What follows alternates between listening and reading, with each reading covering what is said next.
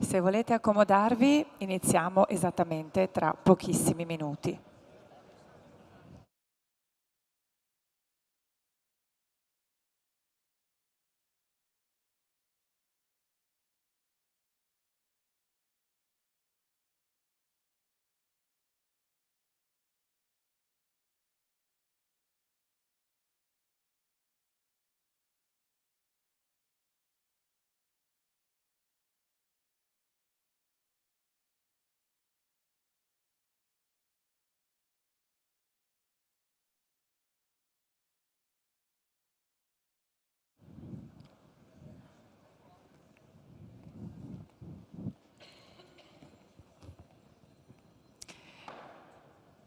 Buon pomeriggio a tutti e a tutte e benvenuti. Ci siamo salvati forse dalla pioggia, sta tuonando, ma ce l'abbiamo fatta ad entrare in questa splendida cornice. È un piacere infatti accogliervi nell'aula magna dell'Università degli Studi di Padova per la 10ª edizione del Premio Angelo Ferro per l'innovazione nell'economia sociale. 10 anni rappresentano un traguardo importante per un premio che ha saputo valorizzare e far emergere alcune delle migliori esperienze italiane di innovazione sociale. Un premio che porta il nome di Angelo Ferro, figura straordinaria del nostro territorio, imprenditore, studioso e promotore di una visione dell'economia capace di mettere al centro la persona, la solidarietà e la responsabilità verso la comunità. Questo premio valorizza il lavoro degli enti del terzo settore che hanno contribuito a innovare l'economia sociale, ottenendo risultati e soluzioni che intercettano bisogni sociali attraverso risposte originali. Ne ascolteremo proprio anche oggi pomeriggio i 5 finalisti. Questo premio è promosso da Fondazione Cassa di Risparmio di Padova e Rovigo, che ringraziamo naturalmente, dalla Fondazione Manuela Zancan, con il sostegno di Intesa San Paolo e il patrocinio di CSVnet, Acri e del Forum del Terzo Settore. Solo qualche numero: quest'anno sono arrivate ben 257 candidature da tutta Italia. Soltanto 20 organizzazioni hanno superato la prima selezione ed oggi conosceremo appunto i 5 finalisti, le 5 realtà finaliste che si sono distinte proprio per la capacità di innovare servizi, processi e modelli di intervento nell'ambito dell'economia sociale. Ma vogliamo subito aprire i lavori con il professor Gilberto Muraro, professore emerito di Scienza delle Finanze dell'Università di Padova e past president della Fondazione Cariparo.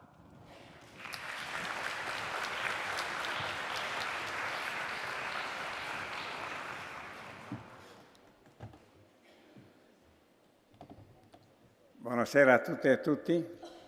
Come past presidente della Fondazione Cariparo ho il gradito dovere di porgere innanzitutto i saluti degli assenti. Il saluto della magnifica rettrice, a cui siamo debitori dell'ospitalità continua in questa meravigliosa sala e che un contrattempo improvviso ha impedito di essere con noi.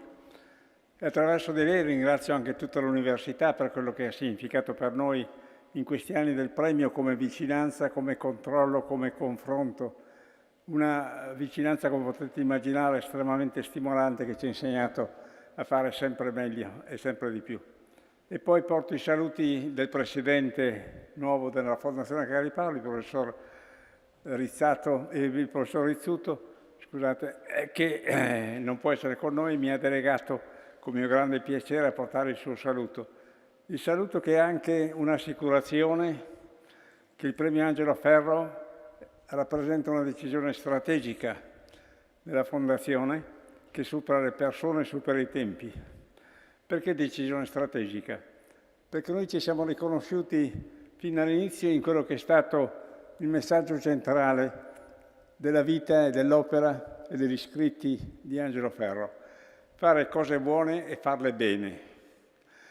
Unire la passione civile, la solidarietà umana a una corsa continua verso l'efficienza.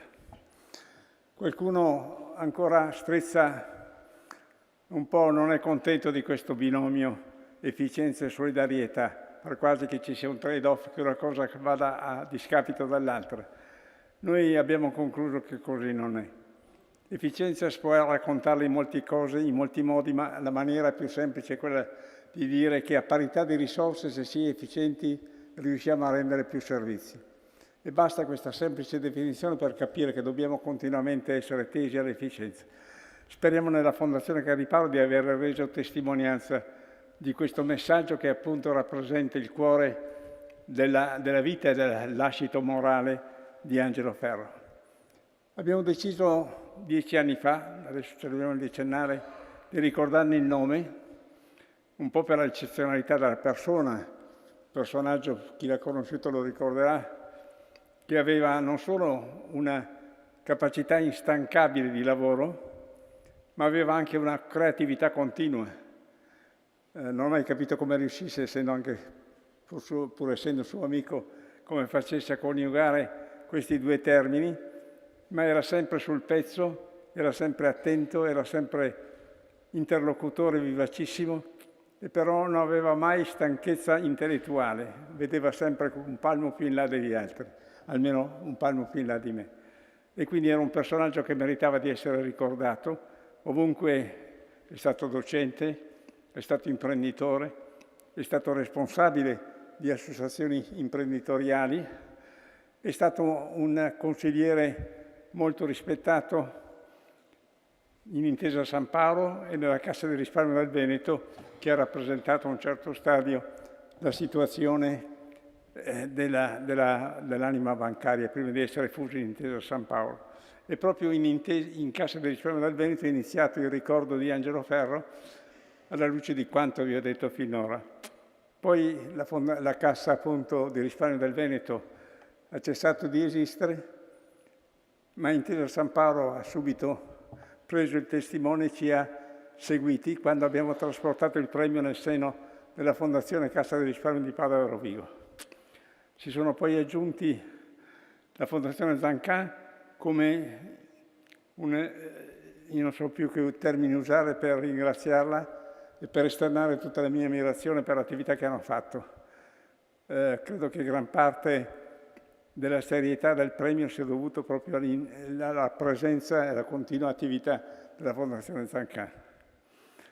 Un altro punto forte del premio è la giuria, e ringrazio appunto tutti i giurati che hanno dato il prestigio del loro nome e l'assoluta indipendenza del loro giudizio per fare di questo premio qualcosa che è effettivamente importante nel mondo del terzo settore.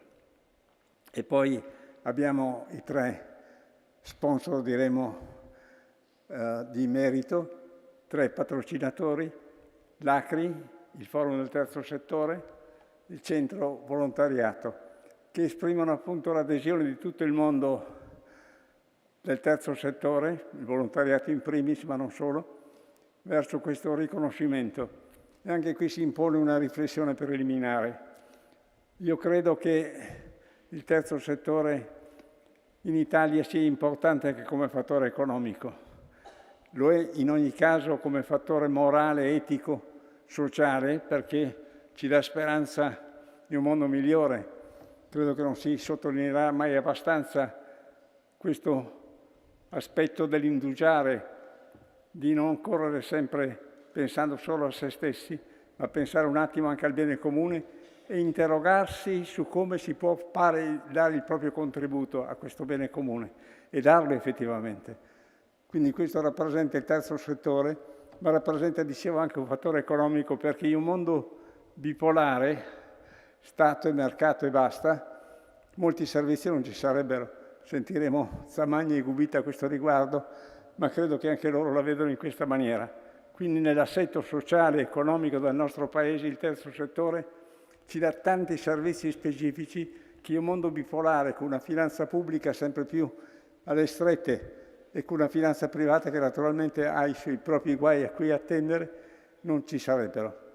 Quindi dobbiamo coltivare, una maniera per coltivare il premio è anche quello di tirar fuori le best practices, di stimolarle, di presentarle, di diffonderne l'uso. E questo è un po' lo scopo del premio, che mi pare sia stato raggiunto. Altro non aggiungo, perché voglio lasciare spazio ai miei amici che continueranno nell'illustrazione del premio e soprattutto spazio ai 5 finalisti che, vi anticipo, narreranno delle storie bellissime. Grazie ancora della presenza e buon ascolto.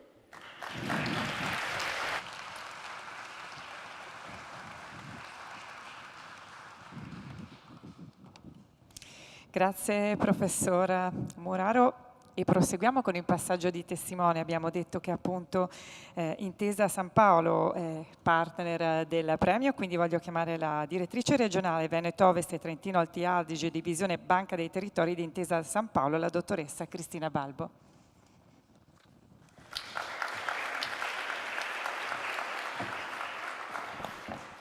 Buonasera a tutti anche da parte mia. Io sono molto contenta di essere qui a rappresentare la nostra banca che sostiene il premio Angelo Ferro fin dalla prima edizione, e commentavamo prima appunto con il presidente Muraro come questa collaborazione è nata proprio da una comunione di intenti, da un comune modo di vedere della banca sicuramente, ma anche di alcune persone. Il professor Bazzoli, il nostro presidente emerito, del quale porto i saluti, che non ha potuto essere qui questa sera, con il professor Ferro, con il professor Muraro appunto, che hanno visto in questo premio la grande opportunità che sono appunto state spiegate prima. È un premio importante perché le imprese sociali sono importanti, lo sono sempre di più.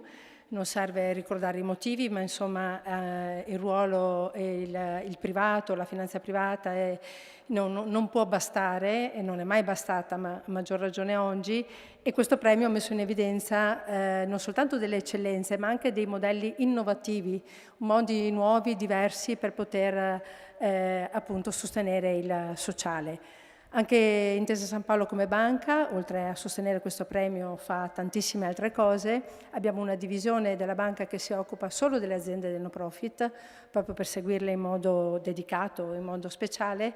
E poi c'è tutta la parte del piano di impatto che all'interno del piano industriale della banca investe una cifra importante del patrimonio, ma non solo patrimonio, persone, progetti, collaborazioni, per far da volano e riuscire a fare la nostra parte anche proprio come istituzione, perché sempre di più vediamo che, ahimè, le fragilità, le disuguaglianze aumentano, e quindi è importante che tutti facciano la nostra parte, e noi sicuramente lo vogliamo fare. Buon lavoro, e sono curiosa di sentire i finalisti. Grazie.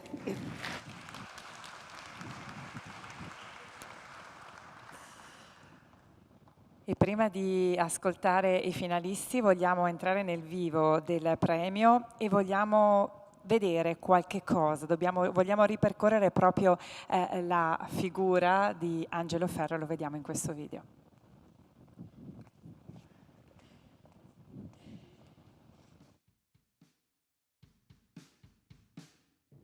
Angelo era un uomo di energia nucleare. Che significa? Che aveva un'energia che continuava a esplodere ogni volta che veniva messa in causa. Angelo era una persona estremamente umana, empatica, una persona che attraeva, che sapeva tirare fuori il meglio dalle persone. Perché questa incapacità di fermarsi, di stare un po' calmo, di dire, di godersi la vita certe volte? Perché c'era entusiasmo. Etimologicamente un soffio in Dio.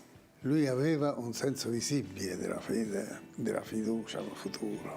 Lui era una persona che si fidava molto delle altre persone, che sapeva valorizzare le persone con cui operava.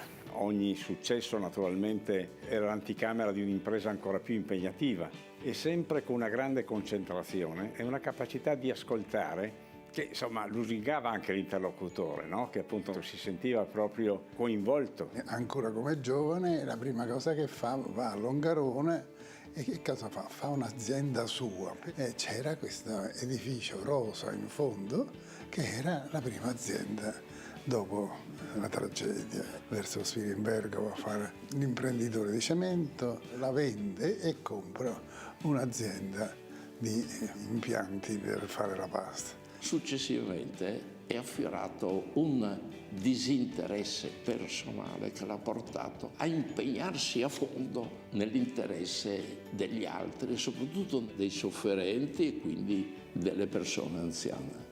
Il vescovo di allora, Monsignor Bortignon, si prese a cura delle donne di servizio che finivano di lavorare, non sapevano dove andare. E il vescovo chiama Angelo e dice: vai a fare il ragioniere, la fa il contabile. Da lì comincia quell'opera lì, la fa progredire, la porta avanti e ha questa sua capacità anche nel piccolo di fare innovazione.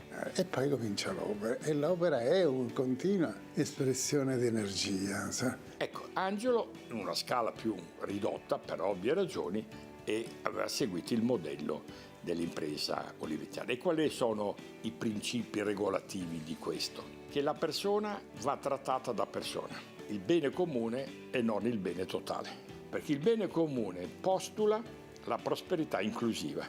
Se io includo tutti nel processo lavorativo, non ho più bisogno di dare redditi di cittadinanza, di dare bonus, eccetera. E Angelo, che conosceva la dottrina sociale della Chiesa, lo ha dimostrato dedicando e quanto tempo alla realizzazione della cittadella, appunto, Civitas Vita. Ecco allora perché ho detto che Angelo è stato un imprenditore civile, perché noi abbiamo bisogno di economia civile, cioè di civilizzare tutto il mercato, non solo una nicchia.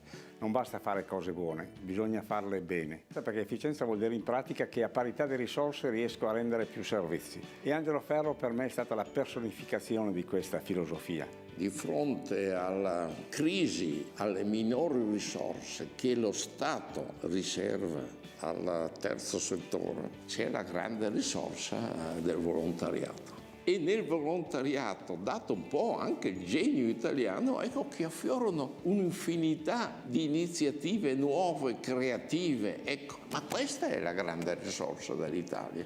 E il premio Ferro, con tutte queste partecipazioni sempre più vaste, lo dimostra.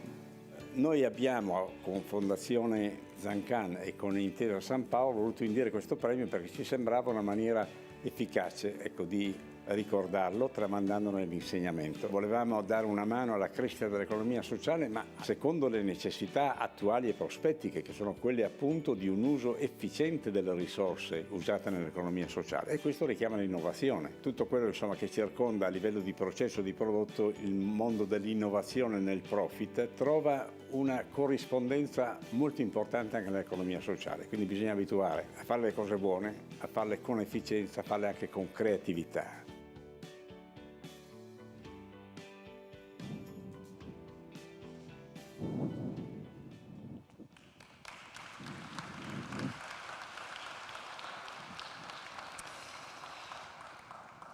Bene, dopo questo ricordo guardiamo al percorso compiuto dal premio in questi 10 anni. Parliamo di bene comune, lo facciamo con Tiziano Vecchiato, presidente della Fondazione Emanuela Zancan, per ripercorrere proprio la storia e l'evoluzione del premio. Angelo Ferro.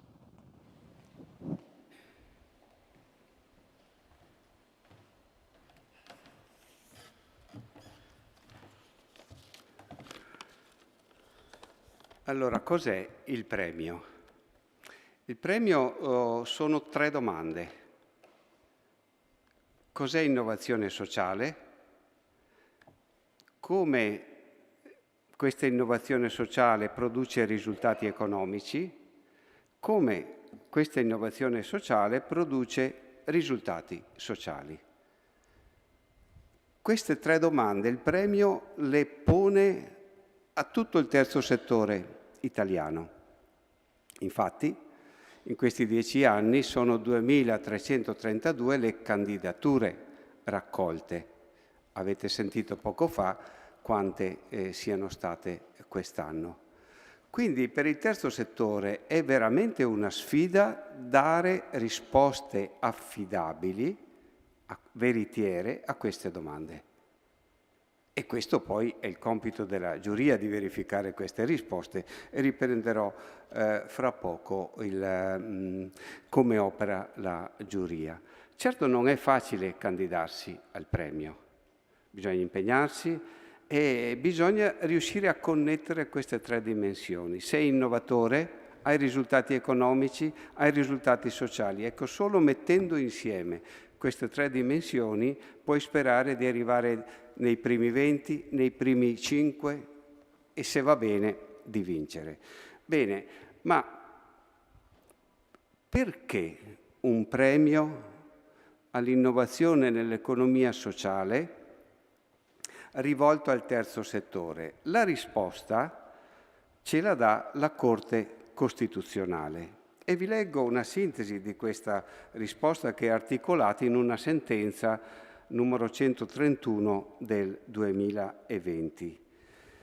La Corte e i giudici della Corte incoraggiano a superare l'idea per cui solo l'azione del sistema pubblico è intrinsecamente idonea allo svolgimento di attività di interesse generale. E aggiungono, e si è riconosciuto che tali attività ben possano invece essere perseguite anche da una autonoma iniziativa dei cittadini.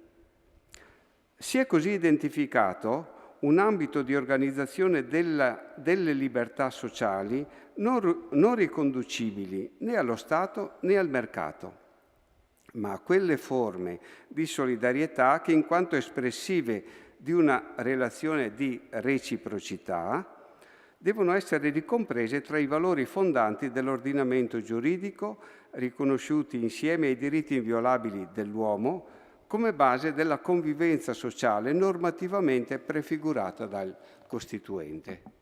Quindi qui c'è una sintesi straordinaria del perché ha senso un premio come questo e del perché sia stato, come dire, un banco di prova per oltre 2000 realtà distribuite in tutto il Paese. La cosa fondamentale che chiede il premio alle realtà che candidano è: sei un additivo o sei un moltiplicativo? Nel senso che nella valutazione delle candidature si vede se c'è una buona capacità di usare le risorse o se invece c'è una buona o straordinaria capacità di moltiplicare il valore delle risorse che tu hai a disposizione. Le risorse imprenditoriali, le risorse solidali, le risorse che nascono dalla prossimità, eccetera. E finalmente il sociale si sta impegnando. Gli architetti è da secoli che con le pietre fanno cattedrali, cioè moltiplicano il valore. I fisici è da almeno 100 anni che con le particelle moltiplicano il valore. La genomica fa altrettanto, l'educazione valorizza e moltiplica le capacità dei soggetti in età evolutiva. Adesso il sociale da 10 anni è chiamato a mostrare che si può farlo anche nel sociale. E questo mette in grossa difficoltà, abbiamo sentito prima il professor Muraro e anche gli altri interventi, l'idea di welfare assistenzialistico, che consuma risorse, che non è in grado di contrastare le disuguaglianze, che è in affanno, mentre il premio chiede proprio ai candidati di far vedere come loro sono capaci di moltiplicare il valore soprattutto nelle pratiche di welfare, perché la gran maggioranza di chi candida il premio lavora con persone in difficoltà, con comunità in difficoltà, e quindi questo compito richiamato dalla Corte Costituzionale è veramente la loro priorità. Ma quali sono i dati di quest'anno? E se li mandate, ecco, vedete 257 candidature distribuite in tutta Italia e distribuite anche per ragione sociale, cioè il 12% sono ONLUS, il 24% sono APS, il 23% sono imprese sociali, il 14% sono organizzazioni di volontariato, poi ci sono anche altri enti di terzo settore. Il bacino territoriale sono realtà che operano in ambito internazionale, l'8%, nazionale 18%, provinciale il 33%, europeo il 2%, regionale il 27%. Qui non sono importanti. Non è importante il peso dei numeri, il fatto che in Europa ci sia il 2% o che a livello internazionale sia l'8%, Lì si tratta di vedere il moltiplicatore, non la quantità di enti che sono ingaggiati in questa sfida. E una cosa molto bella dei 10 anni del premio è che non c'è una disuguaglianza territoriale nella capacità di candidare. Infatti i vincitori di questi 10 anni sono distribuiti in tutto il territorio nazionale. Ecco, per concludere questa breve descrizione del premio, dopo 10 anni il premio è diventato uno spazio di dialogo e confronto fra realtà che vogliono innovare. E da qui allora si capisce ancora di più il compito della giuria. Non è facile valutare l'innovazione di prodotto e di processo, perché è facile oggi con i social autocertificarsi, però la giuria vuole la documentazione, vuole le prove, vuole le misure di come tu sei riuscito oppure no. E infatti ci sono 3 fasi di valutazione delle candidature. La prima fase, tutte sono valutate con questi criteri. La seconda fase viene chiesto al 10% delle migliori candidature: dimostra, testimonia, fai vedere. E da questa fase esce la cinquina, che scopriremo oggi, e poi il vincitore di questa edizione. Ecco, valutare i risultati economici quando tu parti svantaggiato non è facile. Infatti gli enti di terzo settore spesso e volentieri partono con degli handicap impegnativi di tipo economico, di tipo professionale, di tipo strumentale. Quindi la partita economica è valutata con molta attenzione dalla giuria. Poi c'è la valutazione dei risultati sociali. Risultati sociali cosa vuol dire? Hai fatto del bene a qualcuno? No, non basta. Quanto sei stato capace di includere persone svantaggiate nella realtà sociale? Quindi non basta il bene che fai ai destinatari dei tuoi prodotti, servizi o altro, ma è la tua capacità di includere. E qui c'è l'effetto moltiplicatore, perché devi credere nelle capacità delle persone. Se non ci credi, chi te lo fa fare? Sentiremo dopo le cinquine di coinvolgere persone così, con difficoltà personali, con difficoltà culturali, con difficoltà di altra natura. È proprio il poco che diventa tanto e i migliori, chissà perché e per come, ci riescono. Allora, un risultato interessante che mi permetto di condividere del premio è che non sono soltanto emerse realtà imprenditive, innovative, distribuite in tutto il Paese, ma che è emerso lo specifico di cosa intendere per innovazione nell'economia sociale. È come se fosse una disciplina. E questo è molto interessante sia per gli aspiranti innovatori, ma anche per i ricercatori, perché se vogliono capire qual è il potenziale dell'economia sociale, basta studiarlo. E infatti al prossimo autunno sarà a disposizione un sito con le migliori candidature di tutti i 10 anni per mettere a disposizione di quanti saranno interessati, sia a cimentarsi, ma anche a studiare questa capacità originale del terzo settore. E la giuria, per fare questo, si è sentita costretta, tra virgolette, responsabile, di usare una metodologia impegnativa per valutare le candidature. E quale metodologia impegnativa? È quella della ricerca valutativa, che è stata utilizzata per valutare i caratteri numerici, quantitativi, e i caratteri qualitativi. È per questo che alla fine il setaccio mette a disposizione delle esperienze vincenti. Ma vi sarete chiesti, a chi è venuto in mente questo premio pensato così, che sviluppa imprenditorialità, che sviluppa nuova conoscenza sui potenziali dell'economia sociale? Beh, una risposta c'è. Io mi permetto di condividerla e di condividerla a nome di tutti voi, il professor Gilberto Muraro. lui ha ideato questo premio e l'ha curato in tutti questi anni.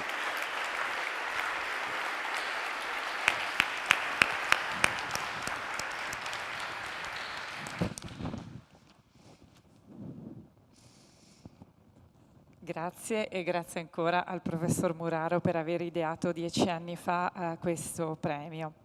Per comprendere e quindi entrare nel vivo anche di come sta cambiando questo mondo e quali sfide ci attendono nei prossimi anni, abbiamo il privilegio di ascoltare due autorevoli studiosi che voglio chiamare qui nelle sedie. Quindi invito il professore, che abbiamo già visto, tra l'altro Stefano Zamagni, professore emerito di Economia Politica dell'Università di Bologna, e il professor Paolo Gubitta, professore ordinario di Organizzazione Aziendale dell'Università di Padova.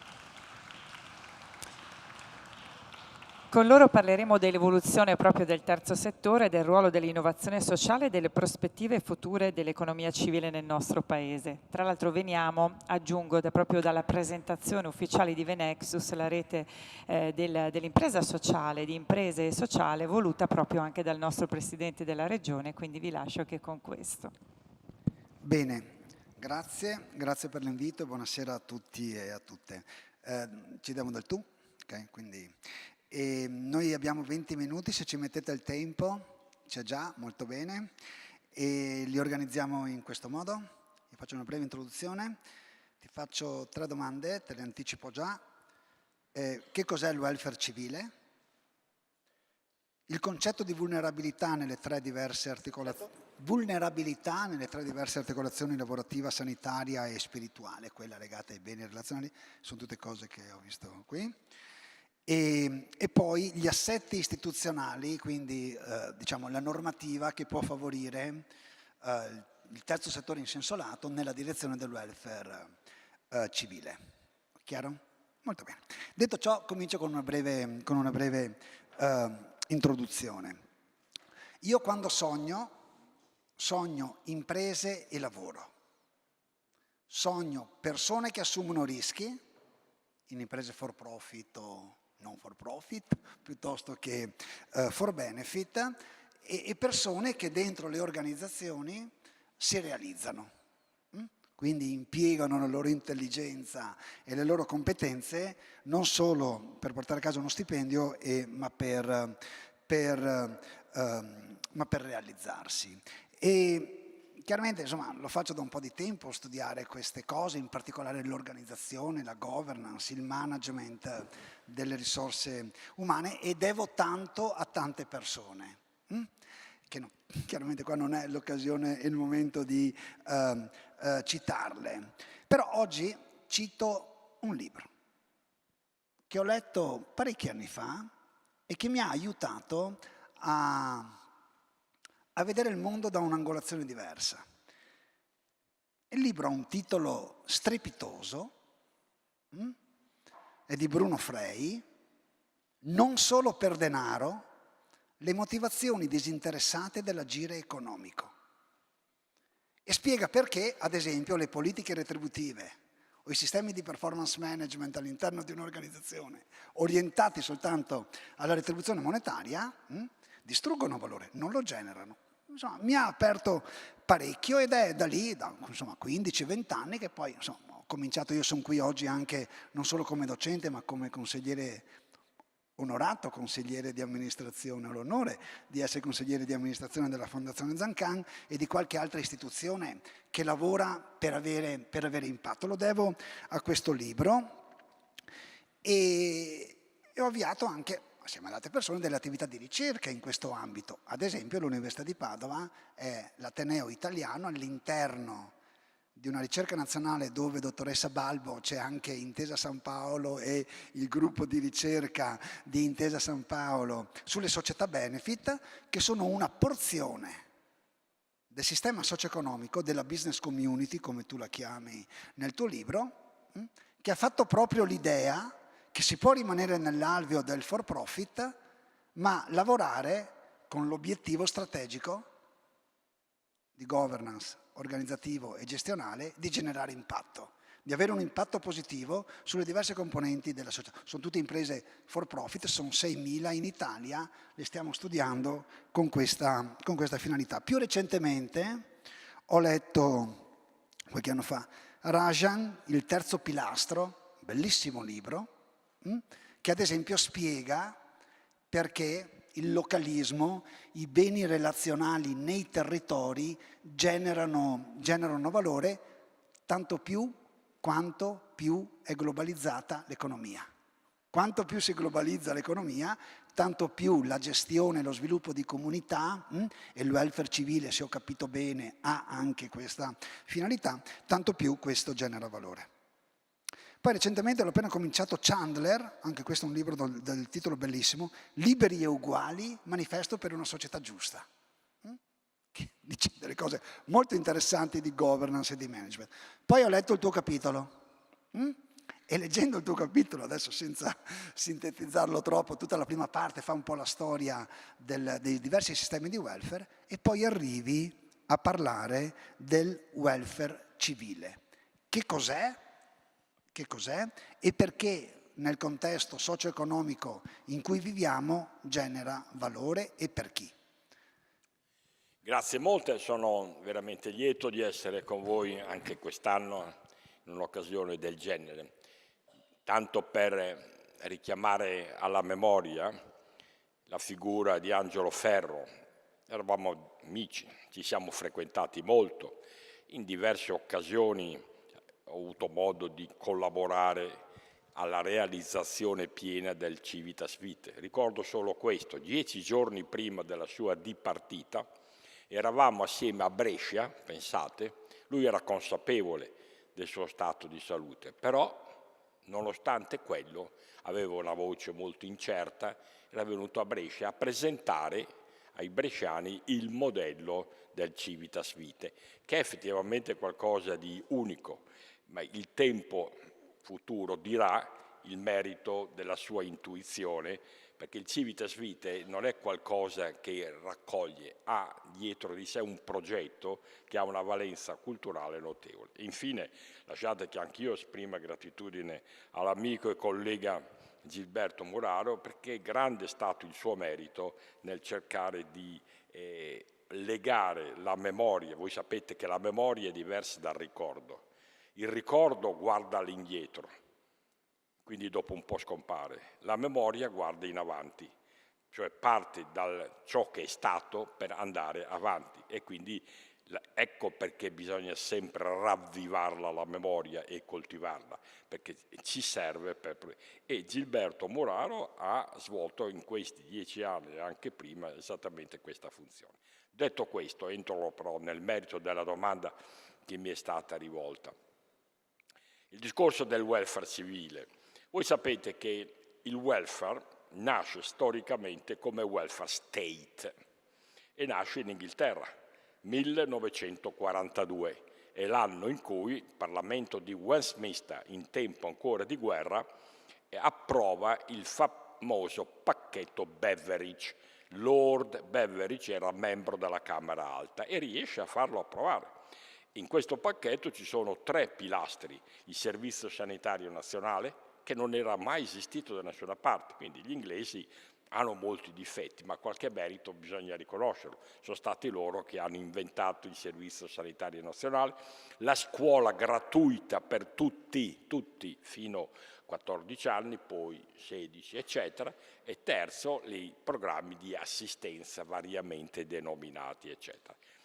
Ora, il grande teorico dietro il welfare state, Beveridge è stato l'uomo politico che riuscì ma il grande teorico era stato Keynes, il grande economista Keynes, il quale aveva pubblicato nel 1939, quindi 3 anni prima, un librettolo molto grosso che però in generale gli economisti non leggono, perché sapete gli economisti sono animali strani, le cose veramente importanti non le leggono, ma non per cattiveria, per così noncuranza. Cosa dice?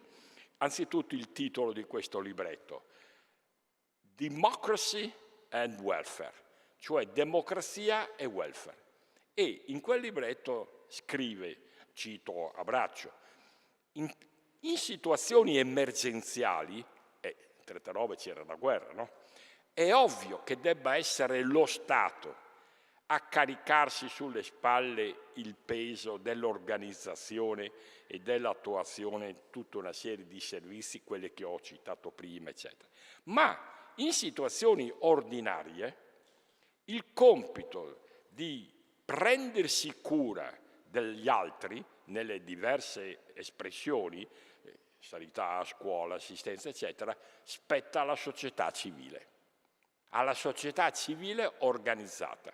Ancora non si parlava di terzo settore, perché voi sapete che l'espressione terzo settore viene coniata nel 1973 da 2 americani, uno dei quali è ancora vivo. Prima non esisteva, prima si parlava di non profit. Non profit è un'espressione. Adesso c'è anche il quarto settore. Com'è? Adesso c'è anche il quarto settore. Esatto. E quindi in condizioni normali è la società civile organizzata però che deve prendersi con la collaborazione e direi anzi più la cooperazione dello Stato, del mondo delle imprese e così via. Cosa è successo? Che questo libretto nessuno lo legge e quindi è passata la linea del welfare state e da allora l'idea secondo cui è lo Stato che deve prendersi cura, come dirà Beveridge in Parlamento, dalla culla alla bara, la sua famosa frase, eccetera. Ed è così che sono andate le cose. In tempi relativamente recenti ci si è resi conto, ma non per cattiveria, perché gli errori si fanno anche in buona fede, perché è stata disattesa la esplicita volontà di Keynes, che è stato l'ideatore, di dare corso alla sua. E quindi anche terminata la guerra, terminata la fase post-bellica, è rimasto per tanti anni l'espressione welfare state, vuol dire Stato. Allora, cosa vuol dire questo in termini attuali? Che pensare in questi termini significa credere al modello duale di ordine sociale, Stato e mercato. Di pensare cioè che una società per funzionare bene e avanzare sulla via del progresso abbia bisogno di sistemare le cose nell'istituzione Stato, perfezionando, migliorando l'efficienza, e in quella del mercato. Dopodiché, questo è un errore gravissimo, che è uno dei più fatti in buona fede, che è veramente scientificamente sbagliato, perché un ordine sociale per funzionare ha bisogno, come i tavoli, di 3 gambe: Stato, mercato, comunità o società civile, cioè è il cosiddetto ordine tripolare. Ebbene, il welfare civile è il modo per far comprendere che il passaggio dal welfare state al welfare civile è un avanzamento, non è una negazione. E Tiziano Vecchiato ha citato giustamente la sentenza della Corte Costituzionale 131, ma quella sentenza, se voi la mettete in controluce, cercando di leggere tra una riga e l'altra, c'è esattamente quest'idea che risale a Keynes. Cosa dice la 131? Che nell'ambito dei servizi di welfare occorre attuare la coprogrammazione e poi la coprogettazione. Non basta la coprogettazione, perché quella c'era anche prima. La coprogrammazione vuol dire il momento in cui i soggetti del modello tripolare si mettono attorno a un tavolo e decidono gli obiettivi da perseguire, le priorità da rispettare e le risorse necessarie, eccetera. Okay. Una volta che la coprogrammazione è avvenuta, che è il momento decisionale più importante, allora si passa alla coprogettazione, cioè alla traduzione in termini operativi di quanto è stato deciso. Ora, la sentenza 131 ha la data del 2020, quindi 6 anni fa, però ancora nel nostro Paese, ma non solo nel nostro Paese ovviamente, siamo in attesa di una legge ordinaria, perché voi sapete che le sentenze della Corte Costituzionale per avere attuazione hanno bisogno della legge ordinaria che stabilisca, che fa il Parlamento, non più la Corte, che stabilisca le modalità di attuazione della coprogrammazione. Ovviamente le ragioni, che sono scuse ovviamente, sono state le più varie. Prima c'è stato il Covid, poi è arrivata la guerra, abbiamo altro a cui pensare e così via, però dobbiamo arrivarci. Bene, perché altrimenti quella sentenza rimane lettera morta. Cioè bisogna stabilire con regolamenti fatti da persone che capiscono e se ne intendono come deve avvenire la coprogrammazione, perché io non posso chiamare tutti attorno al tavolo, bisogna che l'ente pubblico, il soggetto privato, il mondo delle imprese, banche e altro eccetera, il mondo, chiamiamolo pure del terzo settore, trovino il modo di stabilire come arrivare alla definizione di quegli obiettivi. Ecco, l'idea del welfare civile è tutto questo e ci arriveremo. Perché Ok, ci arriveremo? Stefano, in un passaggio vorrei capire, prima di passare al tema della vulnerabilità, dice che il welfare civile aumenta la capacità di vita, mentre il welfare state che abbiamo ereditato migliorava le condizioni di vita. Meno? Migliorava le condizioni di vita, mentre il welfare civile aumenta la capacità di vita. Passami la battuta, in italiano cosa vuol dire? Operativamente, un esempio di cosa vuol dire, cosa fa di diverso? Un modo per chiarire e quindi dare risposta alla domanda è quella di distinguere tra curare e prendersi cura. Guardate che non è la stessa cosa. Lo Stato vuol dire ente pubblico, quando interviene, ad esempio in ambito sanitario, cura. Quando stiamo ma prendersi cura è un'altra cosa. E qual è la differenza? Che nell'attività di cura io, Stato, fornisco servizi, diagnosi, diagnostica, medicina, eccetera, eccetera. Prendersi cura vuol dire che io stabilisco con il portatore di bisogni, che ad esempio è l'ammalato o l'ammalata, una particolare relazione. Cioè dire la categoria che è stata menzionata poc'anzi di bene relazionale. Chi è stato all'ospedale, insomma chi ha una certa età forse c'è stato, sa che differenza c'è. Io posso essere ricoverato, mi fanno una perfetta diagnosi, però se va bene mi dicono buongiorno, buonasera e basta. In un'altra situazione invece chi mi assiste mi parla, si interessa alla mia situazione di vita e chiede il mio coinvolgimento. È il cosiddetto concetto dell'alleanza terapeutica tra medico e paziente. Cioè il paziente non può essere trattato come un oggetto, perché è un soggetto, a meno che uno mi dica che non crede alla natura ontologicamente dimostrata della persona umana.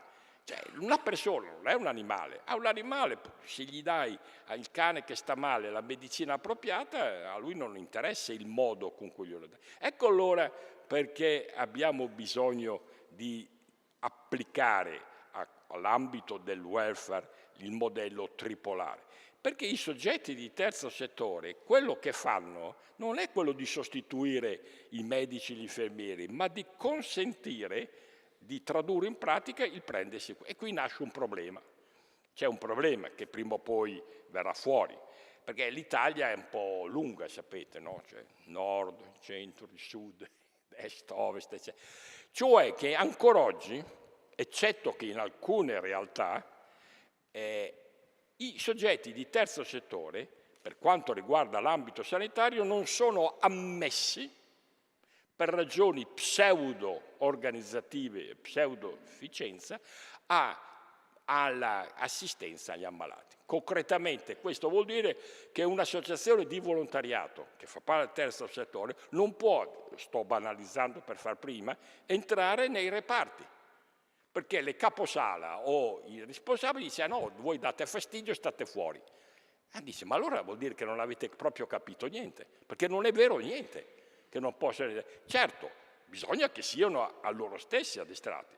Io abito adesso non solo di Bologna, abito a Bologna, però a Bologna finalmente dopo anni di lotta con la dirigenza del Sant'Orsola, che è l'ospedale più importante, è stato raggiunto l'accordo.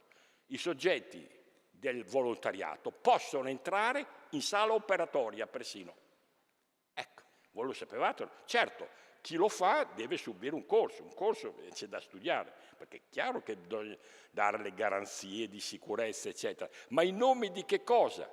A persone che per atto volontario, in applicazione del principio di gratuità, si offrono di entrare in relazione con chi versa in certe situazioni, io lo devo tenere escluso? Dico, ma dove siamo? Come si fa a ragionare così?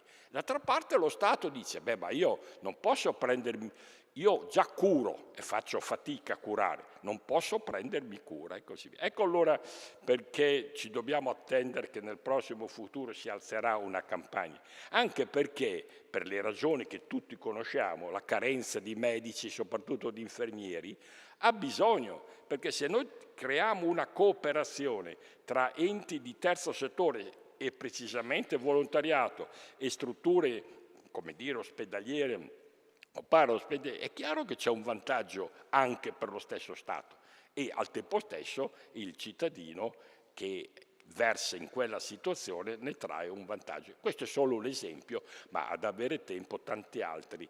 Ecco perché andare verso il welfare civile è veramente la, come dire, La frontiera. La meta verso cui tendere. Così. Abbiamo ancora 20 secondi, usiamo solo questi 20 secondi e poi lasciamo... No, volevo solo chiosare sulle cose che hai detto, lo traduco in termini, se vuoi, strategico-organizzativi. È come quello che ci hai detto è che il welfare civile, più che correggere un errore o comunque correggere un qualcosa che non è andato bene, gioca d'anticipo, quindi cerca di organizzare le attività, questo modello tripartito, no? All'interno della società per fare in modo che si riduca il rischio che si verifichino determinati fenomeni o determinate fragilità. Rispetto a questo, uno dei 3 tasselli è la business community per creare il welfare civile. Vi citavo prima questa ricerca sulle società benefit. Sono un'avanguardia piccola,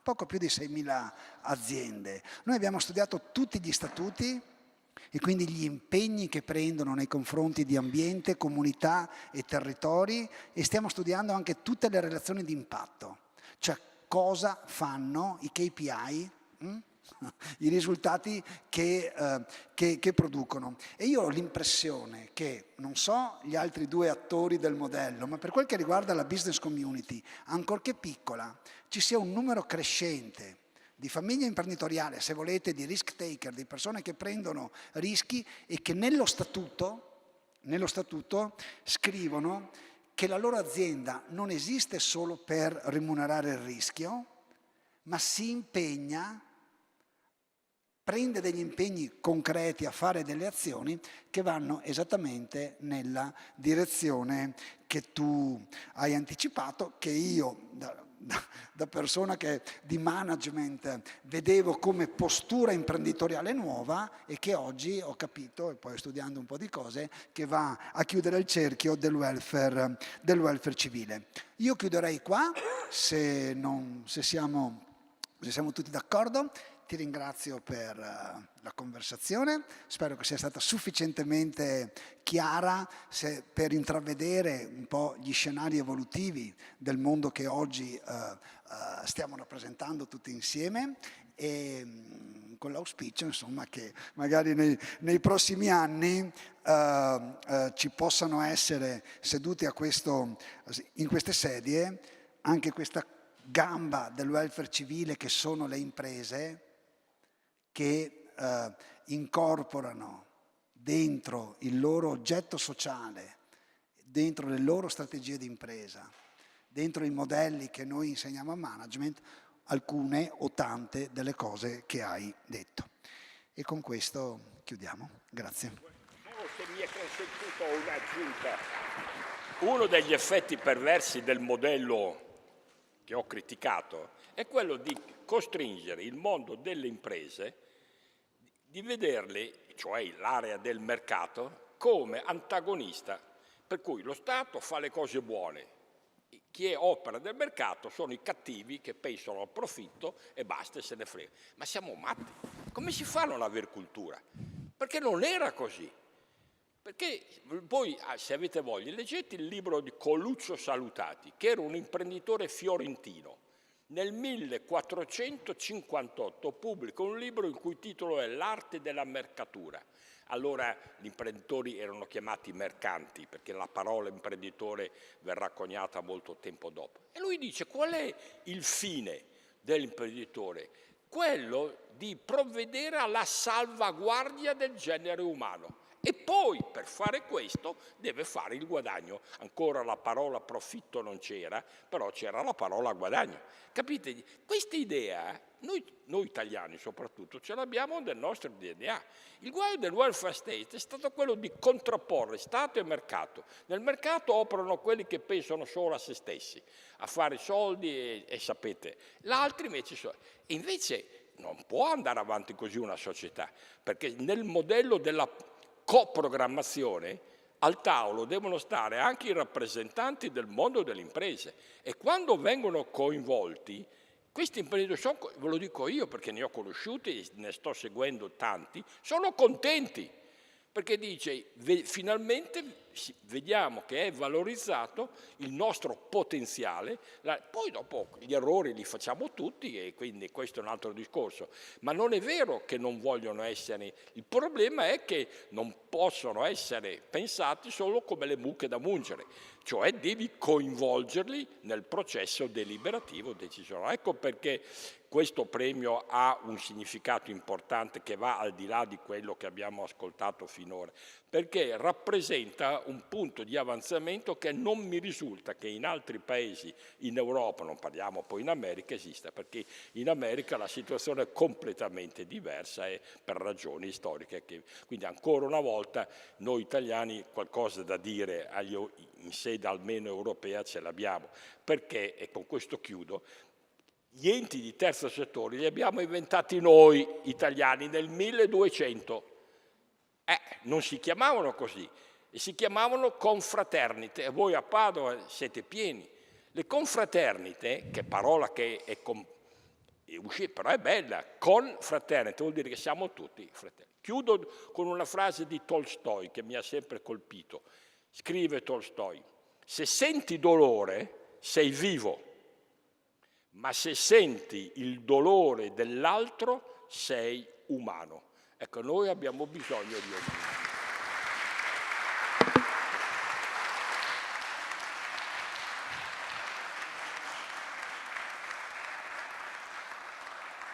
Grazie anche per questa bellissima citazione. Professore, la ritroviamo dopo per le premiazioni, la faccio accomodare mentre rimango col professor Gubitta. Tra l'altro quello che avete detto è assolutamente corretto e se non sbaglio, professor Gubitta, si parla anche dei giovani che adesso ci stanno strigliando per questo, vogliono aziende che abbiano dei valori, vanno anche nelle aziende che hanno valori, quindi questo significato doppio. A questo proposito, sta fuori dai discorsi di oggi, però ce lo potremo continuare a parlare. Allora, entriamo nel vivo e dobbiamo conoscere i 5 progetti finalisti. Li chiameremo uno ad uno e capiremo e ci faremo presentare la loro attività e la loro innovazione sociale. Naturalmente il professor Gubitta dialogherà con loro e vogliamo chiamarla prima? Chiamiamola prima, che è Addio Pizzo Travel, cooperativa sociale di Isola delle Femmine, e viene con noi qui Francesca Vannini Parenti, presidente del Consiglio di amministrazione. Bella anche la spilletta no mafia, quindi immagino che si parlerà di questo. Professor Gubitta vuole darci... Sì, no, intanto io mi sono guardato tutti i vostri materiali e ho provato a darne una lettura dalla mia prospettiva. Sono sempre quello che sogna imprese e lavoro. Quindi vedo questi argomenti o queste tematiche con i miei occhi e proverò a dirvi, a socializzare con voi cosa ho imparato, no? E come rileggerei io le vostre esperienze. La parola che accomuna tutti queste esperienze imprenditoriali o comunque di persone che si mettono assieme per soddisfare dei bisogni. Qua, guarda il professor Favotto, Francesco, Stefano Zamagni citava, no, le confraternite, però l'azienda, per l'aziendalismo italiano, è una coordinazione economica in atto, istituita e retta per il soddisfacimento dei bisogni umani. E quindi ce l'avevamo nel sangue, no? dall'inizio del Novecento, e tra le altre cose siamo il primo paese al mondo sovrano, al di là di qualche staterello degli Stati Uniti, che ha avuto il coraggio di fare una legge sulle società benefit, perché il 1° gennaio 2016 noi siamo stati i primi che hanno permesso agli imprenditori e alle imprenditrici in Italia di dire: prendo il rischio e non penso solo per me, ma mi prendo anche impegni per ambiente, società e territori. Ciò detto, cosa ho imparato? Cosa ho imparato? No. Tutti voi, se dovessi etichettarvi, mettervi un label, come si dice, vi chiamerei audaci, visionari e visionarie, che è anche il titolo di un bel libro. Allora, Addio Pizzo è un concetto, esprimo poi a te il compito di presentare, di fare il pitch per farti votare. E allora, il turismo viene come dispositivo civile e quindi come infrastruttura di sviluppo. Immaginare il turismo, che è un po' la quinta colonna anche del Made in Italy che abbiamo ereditato dal Novecento, come una infrastruttura di sviluppo che produce fiducia, lavoro, reputation, anche territoriale, educazione, e aiuta in qualche modo anche le istituzioni a ripensarsi o a riposizionarsi dal punto di vista identitario per generare nuovo valore o nuovo impatto per un numero maggiore di persone. Tutto questo è coerente anche con la ricerca sulle società benefit che ho già citato e che ovviamente non sto qui a sintetizzare. Quindi dentro questa chiave di lettura, e quindi il turismo come infrastruttura di sviluppo, spiega a loro soprattutto. Anche se è già stato detto tutto così. È stato già detto tutto, sintetica, molto meno di 5 minuti in questo. No, c'è il timer lì, quindi lo vedi qui. Esatto, grazie. Io l'ho detto con parole mie. Sì, no, ma era una sintesi, diciamo, super coerente. Grazie intanto per l'attenzione che ci date per il nostro progetto. Vogliamo partire da un piccolo falso storico. Questi siamo noi nel 92. Ovviamente non ci conoscevamo all'epoca, addirittura 2 soci della cooperativa non ci sono perché non erano nati. Però l'abbiamo fatto perché per noi il 92 è un momento fondativo di una generazione che ha dato avvio anche, dopo un periodo di delega dell'antimafia, invece a un grande movimento civile di ribellione, e che ci ha formati come persone. La mia generazione si è chiesta per tanti anni questa domanda qui, cioè cosa potessimo fare concretamente per agire l'antimafia e non soltanto per urlare in una manifestazione, che è importantissimo, ma volevamo passare alla pars consequens, diciamo. E nel 2004 una risposta la dà il movimento Addio Pizzo, che riporta l'attenzione su cosa possono fare tutti i cittadini in quanto consumatori per contrastare le economie illegali, in particolare il fenomeno dell'estorsione. E comprare da chi non paga il pizzo, con Addio Pizzo diventa un atto politico che dimostra che gli imprenditori non vengono lasciati da soli, anche economicamente, ma che la legalità è conveniente, non conviene più stare dall'altra parte. Nel 2009 succede qualcosa che cambia un po' lo scenario, perché collezionavamo ogni anno tantissimi feedback, mail da parte di persone da altre parti d'Italia e del mondo che ci chiedevano come potevano essere sicuri che quando viaggiavano in Sicilia il loro hotel non pagava il pizzo, come poter non finanziare la mafia. E allora abbiamo realizzato che anche i turisti, o forse in Sicilia soprattutto i turisti, sono consumatori, che se volevamo ampliare, scalare l'impatto di Addio Pizzo dovevamo far confluire proprio la spesa turistica verso queste imprese, le imprese certificate da Addio Pizzo. E così nasce l'attività turistica di Addio Pizzo Travel, che innanzitutto ha deciso di creare dei pacchetti turistici a partire da quei fornitori certificati, quindi negozi, ristoranti che aderiscono al circuito, e che vede nel viaggio un dispositivo educativo soprattutto per le scuole. Tutt'oggi il 70% del nostro budget è dato da viaggi di istruzione di ragazzi che visitano luoghi che normalmente non sono considerati come monumenti, ma che in realtà hanno un forte valore per raccontare la nostra storia, la storia civile del nostro territorio. E parliamo di luoghi che non soltanto raccontano qualcosa della nostra, diciamo, storia antimafia, ma anche appunto di altri eventi. Abbiamo visto il Cretto di Burri, quindi il terremoto del Belice. E poi si incontrano persone. Le nostre guide sono persone locali che condividono il loro punto di vista, si incontrano testimoni antimafia, si incontrano commercianti e artigiani per avere un'altra narrazione del territorio. E siccome i nostri negozi di souvenir sono pieni di queste schifezze qui, l'idea è proprio quella di distruggere lo stereotipo involontariamente. Abbiamo fatto un'operazione un po' più grande, che è quella di rinarrare la Sicilia come territorio dove invece tante altre cose si muovono, dove si muove un'economia civile, dove ci sono tantissime imprese sociali.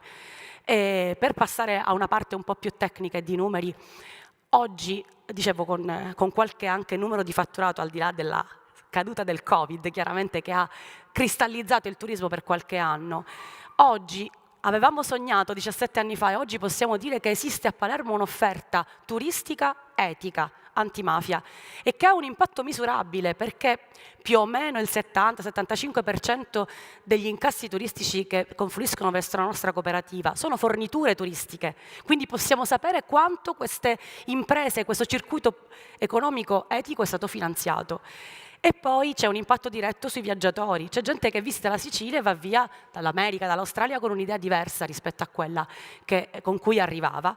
Nei tour abbiamo incluso come parte della filiera anche il mondo del sociale del terzo settore e abbiamo avuto un impatto, seppur ancora con numeri da piccola media impresa, anche sull'occupazione del territorio. E oggi tanti altri operatori turistici ci chiedono servizi e ce ne sono tanti altri che cercano di rifare i tour che facciamo noi in autonomia. E questa è una notizia bellissima, perché significa che il turismo sostenibile cresce, per cui abbiamo provato a replicare il modello a Napoli. Il modello si può replicare probabilmente a tante condizioni, ma Napoli, la Campania, diciamo, aveva quelle condizioni, quella voglia di rinarrarsi, quella voglia anche di sostenere circuiti economici etici. L'ultima sfida che abbiamo affrontato è un po' figlia del tempo. Sono 17 anni che portiamo ragazzi su questa casina. Questa è la montagna dove Brusca azionò l'esplosivo per fare saltare in aria l'autostrada a Capaci il 23 maggio del 92. Però dei ragazzi di Capaci poi scrissero no mafia a lettere cubitali. È diventato un monumento, dicevo. Ma i ragazzi oggi vedono quella stagione come una pagina di storia, da libro di storia. E allora abbiamo aperto un museo che con il loro linguaggio, col virtuale, con l'immersivo, cerca di fare scaturire in loro la stessa emozione che quel momento fece scaturire in noi. Questa è la cooperativa oggi, siamo un po' cambiati, un po' invecchiati. Il nostro viaggio ha avuto inizio nella nostra infanzia, nella nostra adolescenza ed è proiettato verso tanti altri obiettivi, non finisce qui. Però una cosa ci ha insegnato, che in realtà non siamo un tour operator. Siamo un modello che ha trasformato la memoria civile in impatto sociale, perché il bello da solo non è sufficiente e va accompagnato dall'impegno. Quindi vi ringrazio. No, solo se posso non fare... ce l'ho fatta proprio, veramente. No, tranquilla. Ho sforato un po'. Se posso fare un commento, visto che faccio sempre il paragone con le imprese. Hai parlato di turismo responsabile, giusto? Che chiede di essere sicuro che la spesa che fa la fa ad imprese che... Esatto. Granovetter, scusate. Serafein, in un recente libro, Purpose più profitto, che spiega un po' l'evoluzione del sistema delle imprese nella logica di cui vi parlavo prima, dice testualmente che un numero crescente di persone, soprattutto le generazioni più giovani, non sono più disponibili a lasciare i loro valori a casa. Ne consegue che la Human Value Proposition che fa l'impresa quando si pone sul mercato del lavoro li deve inglobare, perché così come la gente non vuole spendere, lasciare i propri soldi ad imprese in odor, diciamo, di sommerso, criminalità, certo. Le persone non vogliono andare a lavorare in imprese che non si impegnano sulle cose di cui parlavamo prima. E l'ultima cosa, la slide 19 era Casa Memoria. Sì, a con Giovanni in Cinisi. passato, sì, col fratello di Peppino. Io ho portato mio figlio quando aveva 10 anni per dirgli che è bene che impari da piccolo, e quando si guarda i 100 passi si riguarda Ma noi ospitiamo tantissime famiglie che fanno questo proprio per dire ai propri figli: io ricordo questi eventi, adesso li passo a te. Proprio così. Bene. Grazie. Grazie. E passiamo alla seconda finalista, che è Gusto Libero, Società Cooperativa Sociale Onlus di Roma. Alberto Mocchi Onori, presidente della cooperativa. Grazie. Anche per te due cose, insomma, un'interpretazione più, se vuoi, manageriale, poi tu ci metti il cuore e i principi. Ecco, il caso di Gusto Libero Pastificio Futuro, giusto? lo interpreterei in questo modo. È una realtà che tiene insieme sostenibilità economica con impatto sociale e diciamo dà una nuova chance a persone che nella vita hanno avuto hanno zoppicato un po', mettiamola così. Ecco, concettualmente realtà come la vostra non siete l'unica realtà ovviamente al mondo che fa queste cose, lo fate in maniera originale e ci spiegherai perché. Dal punto di vista concettuale è interessante per due ragioni. In organizzazione, in strategia si parla di sandbox, no? La scatola di sabbia quando si vogliono sperimentare cose nuove, quando tu fai il castello di sabbia non ti viene bene, lo distruggi e poi lo rifai e non succede nulla. Allora, interpretarla come una sandbox, quindi come un luogo dove le persone possono, al limite anche sbagliare ancora in maniera diversa, ovviamente, ma ritornare in gioco e quindi, diciamo, l'errore nell'attività svolta, qualsiasi esso sia, l'errore che non viene punito ma diventa fonte di apprendimento, e questo è succede sia nella loro realtà ma succede in tutte le organizzazioni. Poi c'è un altro aspetto importante. Si dice che il lavoro è uno stare in situazione e che l'ingresso nel mondo del lavoro, l'esperienza professionale per una persona è tanto più efficace quanto più il processo di socializzazione occupazionale, interpretare un ruolo, calarsi nei panni di un ruolo, è gestito bene. Per questo scegliersi l'azienda giusta che al primo impiego ti aiuta, no? a interpretare bene il lavoro, a calarti nel ruolo, a capire se ti piace o no, è una bella cosa, e quindi è giusto che i vostri figli e le vostre figlie o nipoti si scelgano il datore di lavoro se possono. Nel loro caso, il paragone perché regge? Perché se è vero che la socializzazione occupazionale è un ottimo investimento per avere prospettive di carriera interessanti, la risocializzazione occupazionale, per chi si porta dietro lo stigma di un fallimento nella società che poi tu ci presenterai, scusa, è un ottimo investimento che dovrebbe aumentare le probabilità di successo. E quindi i complimenti te li faccio fondamentalmente a te e a tutta la tua squadra per queste ragioni. Grazie. Per la sandbox concettuale e per il processo di risocializzazione occupazionale.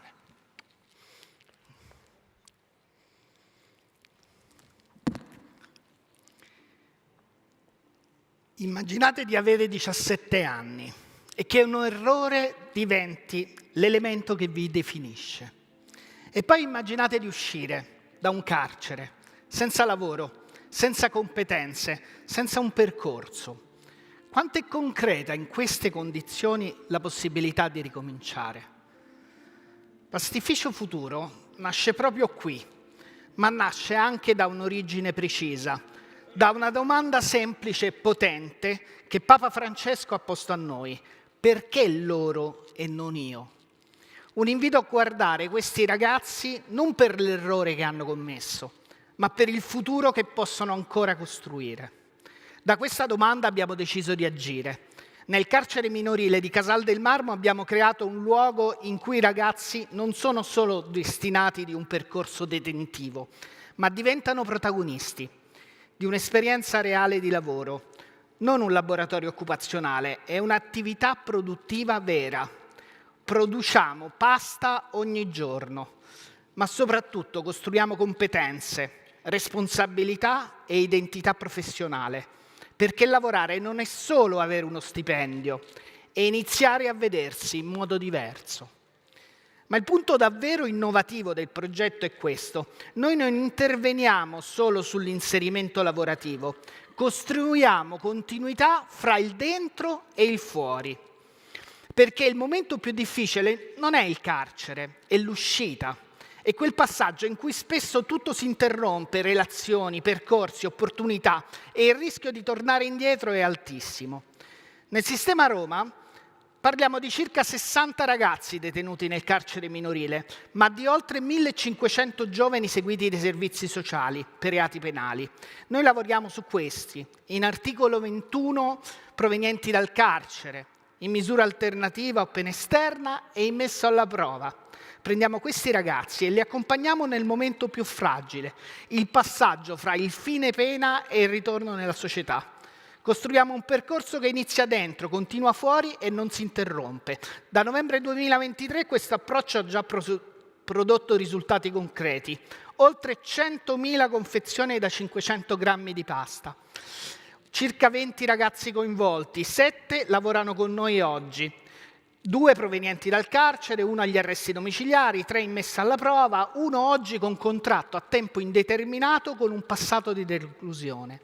Questi non sono solo numeri, sono persone reali che stanno attraversando uno dei momenti più delicati della loro vita e che stanno costruendo un'alternativa concreta. È importante essere chiari però. Non tutti i percorsi funzionano, ci sono stati fallimenti e quando è successo non è stato per il lavoro, ma per la complessità delle storie personali, dei contesti familiari, delle fragilità che questi ragazzi portano con sé. Questo ci dice una cosa molto importante: il lavoro funziona ma va inserito dentro una presa in carico reale e complessa. Il nostro modello però non è solo sociale, è anche economico. Abbiamo costruito canali di mercato concreti, la grande distribuzione su Roma, un e-commerce diretto, gruppi di acquisto solidali, ristorazioni e alberghi. Questo significa che generiamo ricavi. Non siamo un progetto che vive di finanziamento. Allo stesso tempo utilizziamo le donazioni in modo strategico, non per coprire inefficienze che purtroppo ci sono, ma per amplificare l'impatto. Abbiamo sviluppato quello che chiamano un meccanismo di valore condiviso. Le donazioni permettono di aumentare la produzione. Più produzione significa più opportunità di lavoro e allo stesso tempo ci permettono di rendere la pasta accessibile anche a chi non potrebbe. Quindi succede questo: chi sostiene crea lavoro, chi il lavoro costruisce autonomia e chi riceve accede a un prodotto di qualità. Non è assistenza, è un sistema che genera valore. Il modello è già pronto per crescere.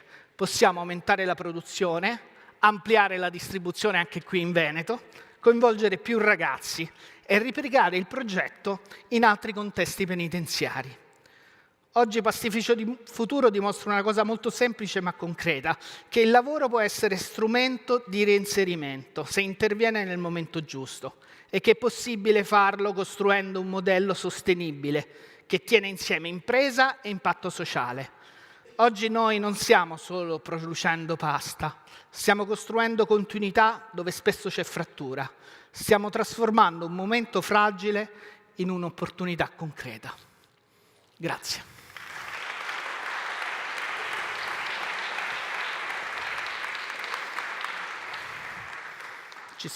Hai confermato quello che immaginavo, che dicevo prima, il tema della risocializzazione occupazionale e tutto quello che sì, poi ci sta dietro. Per questi minori che adesso i minori possono stare al carcere minorile o ai servizi sociali per minori fino ai 25 anni. Quindi non sono proprio minori. Siccome io poi insegno performance management, la cosa che mi piacerebbe sapere sono i KPI, no, che ti dai, gli indicatori di performance che ti dai per misurare o che vi date, magari ne parleremo in separata sede, perché è interessante, perché scoprire quali sono i loro indicatori di performance per dire quanto valore ho generato o quanto impatto ho dato, diventa, visto che prima tu hai citato Venexus, per le società benefit, per le imprese benefit di cui parlavo prima, ad esempio, no? Se io nelle mie finalità di beneficio comune ho l'impegno a favorire il reinserimento di persone, diciamo che hanno sbagliato, che è il modo più educato, no? E anche giusto di citarle, il tuo KPI diventa un KPI anche per me?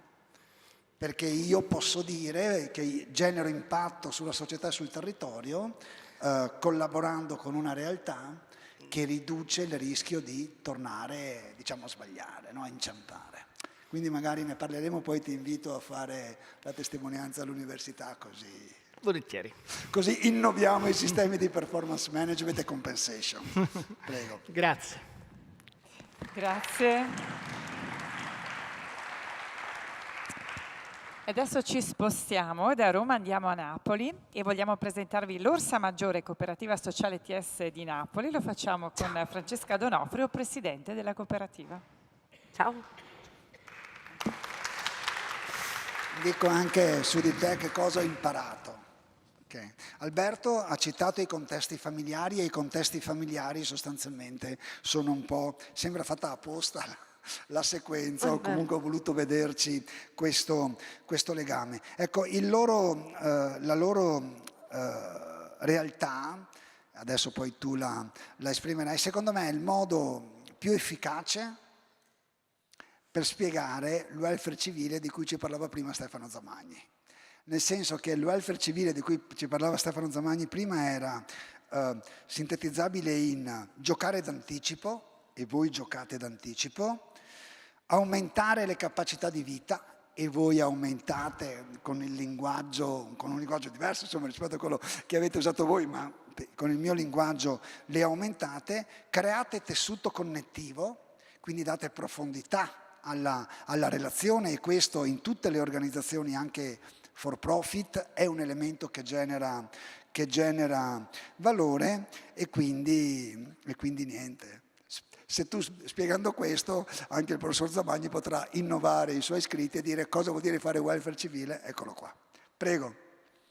Buonasera a tutti, innanzitutto grazie per averci invitato in questo posto splendido. L'Orsa Maggiore è una cooperativa sociale che da 30 anni sul territorio napoletano lavora insieme alle bambine e ai bambini, alle donne e alle operatrici per provare a costruire una comunità che parte dal territorio cittadino e che diventa provinciale e regionale, dove si possa coltivare protagonismo e di inclusività. Nel 2020 abbiamo deciso di presentare questo progetto iniziato Legami Nutrienti, finanziato dalla Fondazione Con i Bambini, da Impresa Sociale Con i Bambini, che vedeva il suo focus sui primi 1000 giorni di vita ed in particolare sul sostegno alla relazione genitoriale fra bambino e mamma, fra bambina e papà, soprattutto passando da quei percorsi che di solito erano considerati vulnerabili, fragili, ma che invece voleva vedere un approccio verso le risorse.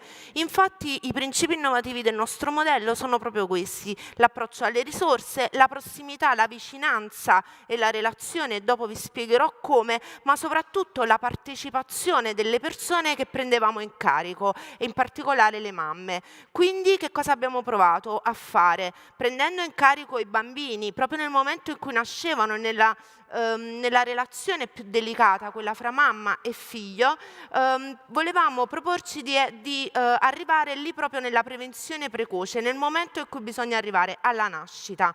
Ed è un momento molto fragile per la vita delle famiglie. L'approccio metodologico innovativo che abbiamo utilizzato è stato quello di lavorare con le persone e non sulle persone. Di solito gli assistenti sociali, gli insegnanti, gli operatori sociali anche, pensano di sapere tutto sulle famiglie che prendono in carico, e invece noi abbiamo provato a lavorare insieme, attraverso 3 strumenti innovativi. L'home visiting, siamo andati a casa delle persone nel momento in cui si stabilisce la relazione alla nascita fra mamma e bambino, quindi c'è un sostegno diretto: io vengo a casa tua, io vengo nel tuo territorio. Poi attraverso la VIG. La VIG è un nuovo strumento che abbiamo utilizzato durante le nostre visite domiciliari, perché abbiamo fatto vedere, abbiamo filmato i momenti di interazione fra mamma e bambino, e alle mamme abbiamo fatto vedere quali erano i momenti positivi di interazione. Delle volte bastava un sorriso per veder cambiare la relazione fra mamma e bambino. E poi le mamme che noi abbiamo avuto in carico per 8-9 mesi sono diventate loro stesse testimoni, e abbiamo creato questo gruppo di mamme peer che da beneficiarie sono diventate risorse per la comunità. Ancora oggi loro si incontrano una volta a settimana per 3 ore e hanno rigenerato un parco pubblico del quartiere, hanno creato in parrocchia dei gruppi, incontrano le altre mamme e le mandano in cooperativa per essere sostenute. Quindi la relazione è diventata per queste mamme uno strumento di cambiamento, che sono diventate moltiplicatori per la comunità. Che cosa succede? Che il legame ai nutrienti è diventato un approccio che è piaciuto, che ha generato valore, soprattutto per la nostra organizzazione, ma anche per il territorio, e tutti questi enti hanno scelto di sostenerci. Save the Children addirittura, ma anche con i bambini, ci ha detto di andare a Caivano, a riprodurre questo modello e a cercare di essere ancora di più attivatori di relazioni, di legami appunto che diventano nutrienti. E le mamme della nostra organizzazione sono riuscite, attraverso un lavoro sulle risorse, a trovare un lavoro. Qualcuna fuori, qualcuna anche dentro la nostra cooperativa, che è una cooperativa mista, quindi A e B. Abbiamo un progetto in corso che si chiama Con Wonderful Italy, in cui le mamme che abbiamo seguito in questi percorsi, siccome sono riuscite a lasciare i bambini al nido, adesso hanno anche liberato uno spazio per se stesse e per provare a trovare un lavoro, e quindi stiamo facendo una formazione per diventare addetti alle pulizie nelle case vacanze e nei B&B di questa azienda. In più noi abbiamo una sartoria, e una mamma che abbiamo seguito in questi percorsi è diventata una sarta che lavora nella nostra sartoria sociale. Quindi che cosa abbiamo fatto? Oltre ad aver coinvolto 170 genitori, oltre ad aver formato 105 operatori della comunità educante, perché è importante che non solo gli operatori della nostra organizzazione parlino questo linguaggio delle risorse e lavorino non sulla fragilità, ma su quello che ha le mamme, sulle loro potenzialità. Ci siamo formati, siamo arrivati a formare 105 operatori, e quindi abbiamo anche instaurato nelle mamme una maggiore fiducia nei servizi, negli asili nido, nei servizi sociali, nei pediatri. E quindi che cosa abbiamo creato? Degli intrecci, dei legami solidi e indissolubili fra noi e le operatrici, fra noi e la comunità, fra noi e il territorio. È stato un percorso che ci ha rafforzato, che ci ha ispirato e che ha confermato il valore del nostro lavoro. Sono nati una pubblicazione, un libro di Franco Angeli, ma anche un report, e siamo riusciti a guardare oltre il recinto, perché se guardi il recinto non vedi niente, ma se guardi oltre vedi fiori che nascono, che anche se sono di campo sono comunque bellissimi, perché dentro ogni fragilità c'è una possibilità, e quando qualcuno la vede il cambiamento per noi diventa possibile.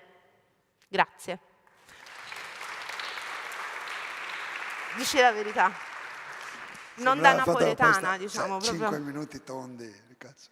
No, solo una cosa mi viene da aggiungere, mi è venuta in mente mentre insomma, ci sono alcuni autori che dicono che il ventaglio delle opportunità nei primi anni di vita è il miglior privilegio che una persona può avere. Ecco, a me pare che la vostra iniziativa e quello che fate agisca proprio nell'aumentare il ventaglio delle opportunità, e quindi in questo senso fortunati le persone che riuscite a intercettare, e soprattutto i piccoletti e le piccolette che da questo poi potranno trarre beneficio. Bene, grazie. Grazie a te. E proseguiamo con la quarta finalista, che è Magma, impresa sociale di Milano, e quindi invito Naima Comotti, cofondatrice di Magma. Bene. Cosa ho visto nella vostra esperienza, e come vi propongo di vedere, di interpretare quello che ci dirà? Questo va dritto al punto del punto 8 dell'Agenda 2030 dell'ONU sullo sviluppo sostenibile, perché al centro di questa iniziativa c'è il lavoro dignitoso o lavoro decente, che dir si voglia.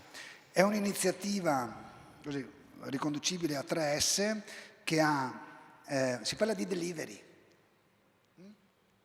quindi quelli che ti portano a casa da mangiare fondamentalmente, no? Quindi il delivery, quindi un mestiere, un settore dell'economia che ha avuto diciamo alti e bassi in termini di reputazione sociale, ecco, di legittimazione sociale. La vostra, sono un po' sforzato di trovare 3 parole con la S, è un delivery a forte impatto sociale, quindi sociale, sostenibile e solidale, e quindi poi ci spiegherai perché.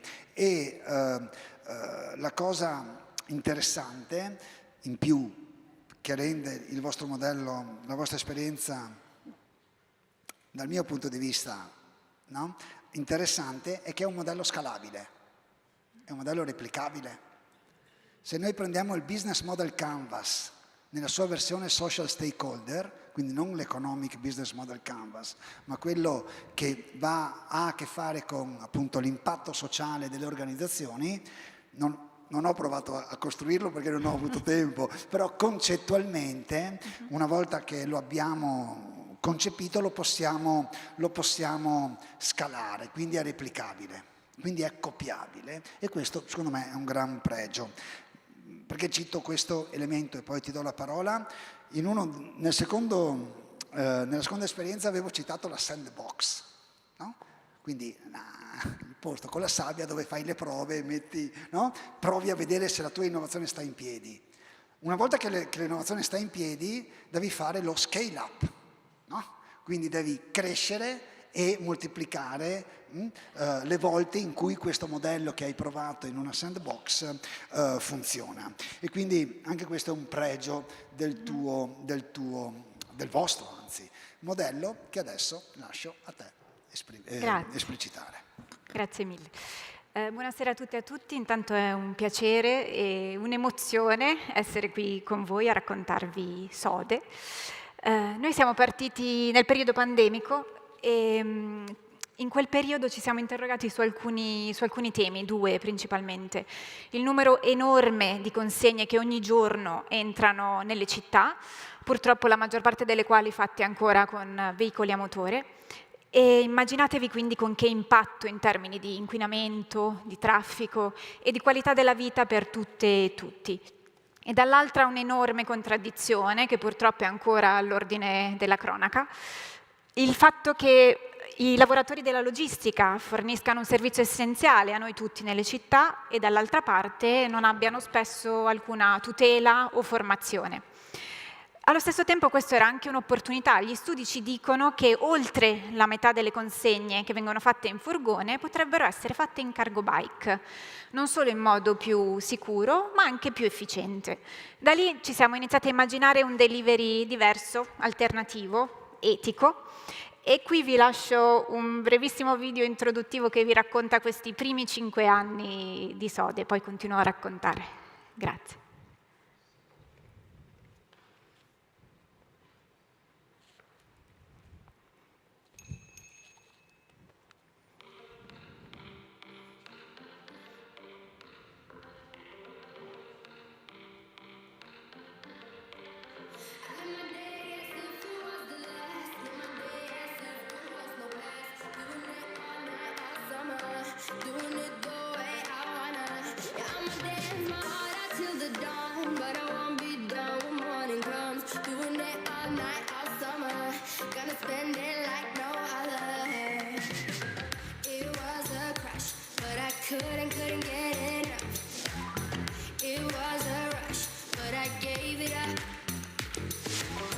E siamo partiti da qui, 5 anni fa ormai, per costruire un delivery che fosse diverso, che fosse sociale e quindi desse contratti equi subordinati a tutti i nostri corrieri, la formazione necessaria, tutti i dispositivi per fare il lavoro e allo stesso tempo fosse una concreta opportunità di inclusione lavorativa. E dopo 5 anni possiamo dirlo, è così. Persone che altrimenti non hanno accesso al mercato del lavoro, con la ciclologistica con noi possono averlo. Siamo sostenibili perché consegniamo solo in bici e in cargo bike e siamo solidali perché tra le tante cose sosteniamo anche il commercio di prossimità e le filiere di recupero del cibo. Questa è la strada che pedalando ci ha portato fino ad oggi. Siamo nati dopo un pilota in pandemia nel 2022. All'inizio avevamo solo un hub nella città di Milano e avevamo un corriere assunto e un grosso cliente ha deciso però di credere nel progetto, Ikea Italia, e ci ha aiutati a crescere. L'anno dopo avevamo 2 hub, coprivamo tutta la città e 8 persone assunte. Aumentavamo le consegne e iniziavamo a consegnare anche nella filiera solidale. Nel tempo abbiamo diversificato i clienti, abbiamo iniziato a consegnare con i supermercati, a fare partnership strategiche che ci hanno aiutato a crescere. L'anno scorso l'abbiamo dedicato a consolidare ulteriormente il modello, stringere ulteriori partnership commerciali con ad esempio Coop e aumentare le consegne, quindi anche il fatturato, ma soprattutto gli inserimenti lavorativi che sono il senso del nostro lavoro. Quest'anno e il prossimo anno lo stiamo dedicando alla replica. Tra 2 settimane faremo un piccolo pilota in una città vicino Milano, che per noi è una grandissima conquista, e l'idea è poi andare in altre città. Questi siamo noi, il team, le aree che copriamo, le persone che oggi sono assunte, sono 26 dipendenti e sono tuttora emozionata nel dirlo, e siamo un'impresa a maggioranza femminile come conduzione. I percorsi di inclusione per noi sono il nostro senso e nel tempo abbiamo incluso oltre 15 persone che sono richiedenti asilo oppure giovani NEET o persone con disabilità. I clienti di Sode vanno dalle piccole botteghe alle grandi realtà. E Sode non fa solo ciclologistica, non consegniamo solo cose, ma facciamo anche tanto altro per diversificare il nostro impatto, perché pensiamo che la bicicletta sia un potentissimo strumento di inclusione per tutti e tutti. E, ad esempio, recuperiamo il cibo che altrimenti andrebbe buttato da supermercati o mense scolastiche e lo portiamo ad hub solidali che quindi lo distribuiscono a famiglie in difficoltà. Questo è il nostro hub di comunità dove c'è una ciclofficina e facciamo attività educativa appunto per la cittadinanza e come avete visto questi è qualche numero, qualche riconoscimento che abbiamo sempre l'onore di accogliere e le persone, le realtà che nel tempo hanno creduto in noi. E per chiudere il nostro modello di business appunto è pensato per essere replicabile, l'idea è consolidare Milano e adesso partire con quindi una fase 2, andare in altre città attraverso il Sode Kit che è fatto da una parte tecnologica con una piattaforma proprietaria, servizi di accompagnamento su temi fondamentali che nel tempo abbiamo imparato a conoscere, così da capacitare altre realtà in altre città e aiutarle a replicare un modello di delivery etico. E questi sono alcuni auguri che nel tempo portiamo con noi e che oggi avevo piacere di condividere con voi su questo Non parco. riesco a leggere quello a destra in basso, ma lo È traduco. un augurio di buon anno. Scherzo. No, vabbè, intanto complimenti. Solo una cosa che è una battuta: quando arrivate a Padova, quando arriverete a Padova. Perché no? Parliamone.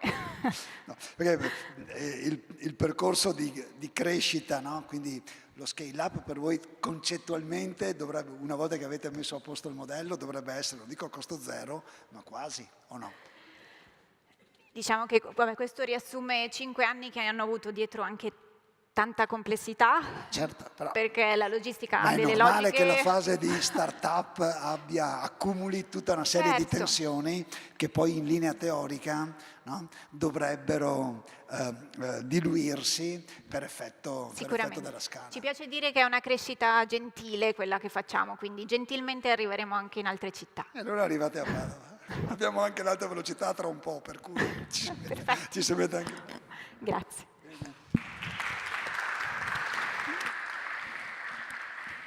E andiamo a chiudere con la quinta e ultima realtà finalista, che è veneta, Rio Terà dei Pensieri, Cooperativa Sociale di Venezia. Invito Vania Carlotto, Presidente della cooperativa. Grazie. Buonasera. Due cose anche su di te. Il prodotto che loro fanno non lo anticipo, però è molto cool, è molto di tendenza e quindi parto da questo concetto, da questa percezione che ho avuto un po' approfondendo il caso, per tirare fuori un paio di concetti sempre dalla mia prospettiva. Il primo è il concetto di economia circolare e di sussidiarietà circolare, che tra le altre cose è una delle componenti del welfare civile. No? Il concetto di sussidiarietà circolare che prima in parte Stefano Zamagna ha citato o lo ha lasciato comunque sul sfondo, ma se leggete il capitolo lo trovate ben spiegato. Nel libro avevo capito in teoria, guardando il tuo caso dico eccolo lì, è la materializzazione del concetto di sussidiarietà circolare, di un altro concetto arcinoto, che è quello dell'economia circolare, applicato in questo caso coinvolgendo dei fattori della produzione, lasciamelo dire, un po' particolare, dato le persone che coinvolgete. E l'ultima cosa che mi piace sottolineare è appunto questa capacità, poi magari ce lo spiegherei meglio, di creare un brand riconosciuto attorno a esperienze di partenza che non sono propriamente le migliori che una persona può ambire a fare o ad avere nel corso della vita. Quindi un po' di economia circolare, un po' di welfare civile e un po' di branding che male non fa. Grazie, buonasera a tutti, intanto è veramente un onore e un piacere essere qui.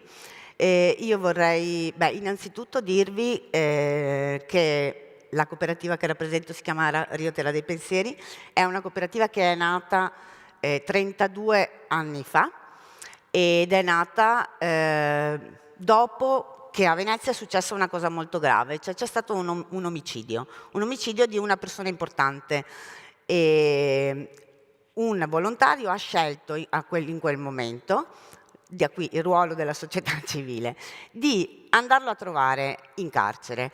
E lì, da un lato all'altro del parlatorio, quello che oggi si chiama sala colloqui, un detenuto e una persona che aveva fatto altro nella vita e che era in pensione, hanno deciso di creare questa cooperativa che si occupa di inserimento lavorativo. Vi farei, per entrare più nel merito del progetto, vedere un brevissimo video e poi vi racconto il progetto.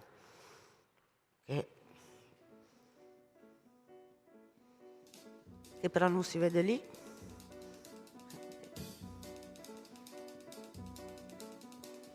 Oh, Cinnamon, where you gonna run to? Cinnamon, where you gonna run to? Where you gonna run to? All on that day, will I run to the rock?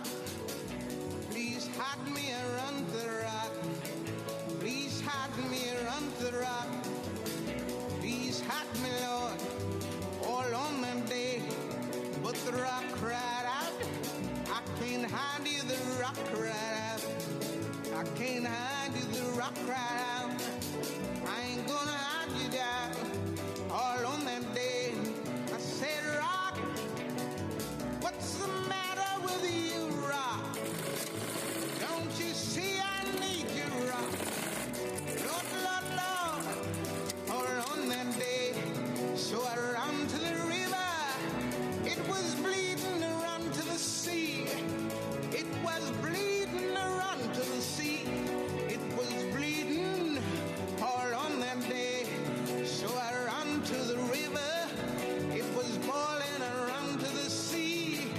It was boiling, I ran to the sea. It was boiling, all on that day. So I ran to the Lord. Please hide me, Lord. Ecco, abbiamo cercato di racchiudere nel video il processo che sta intorno a quello che è il nostro marchio, che è Malefatte. Malefatte racconta la storia di quello che noi facciamo attraverso l'inserimento lavorativo dei detenuti. Noi raccogliamo materiale che è PVC o da un po' di tempo anche pelle, lo raccogliamo dagli striscioni pubblicitari, dai banner, lo raccogliamo dalle coperture dei palazzi storici a Venezia, lo raccogliamo dalle ditte che sbagliano semplicemente a stampare qualcosa. Recuperiamo tutto questo materiale e quel materiale lo trasformiamo in borse e accessori che hanno appunto questo marchio. Lo facciamo attraverso le mani di persone che sono finite in carcere. Lavoriamo nel carcere maschile e per dare continuità a quello che facciamo abbiamo creato da qualche anno anche un laboratorio esterno, quindi le persone iniziano a lavorare con noi dentro il carcere maschile e poi escono quando sono in misura alternativa e producono borse e accessori che vendiamo online, che vendiamo nel nostro negozio che avete visto, che vendiamo a negozi in tutta Italia e non solo. Il nostro claim è trasformiamo il limite in possibilità. E questo racconta tante cose, racconta i limiti delle persone, racconta i limiti dei materiali, racconta il recupero dello scarto, racconta anche il fatto che noi non abbiamo qualcuno che ci disegna quello che facciamo. Le nostre borse, i nostri accessori nascono dal dialogo con le persone che li realizzano, con le persone che lavorano con noi, no? Non abbiamo un designer che ci decide il tipo di borsa che faremo o l'accessorio che produrremo. Questo ci piace molto perché insegna alle persone che lavorano con noi non semplicemente a fare un lavoro, no? A utilizzare le mani per fare un'occupazione, ma gli insegna a pensare e li aiuta poi per il dopo.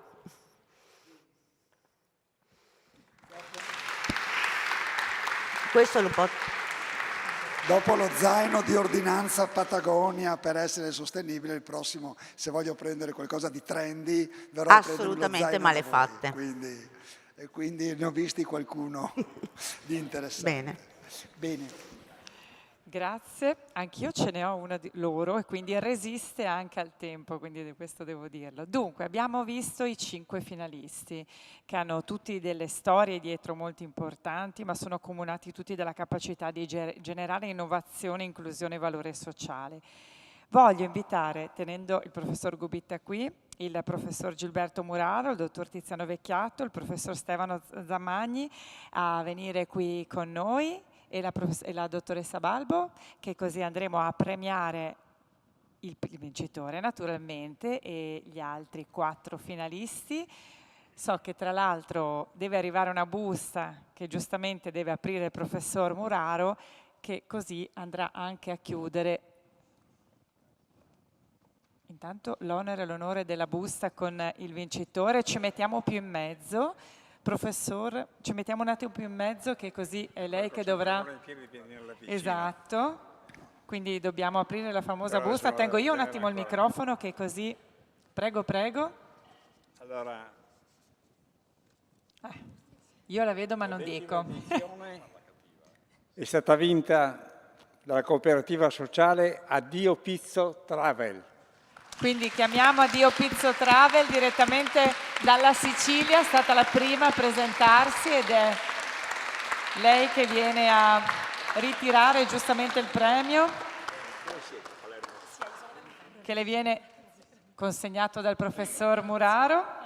Francesca Vannini Parenti, presidente del consiglio di amministrazione di Addio Pizzo Travel Cooperativa Sociale.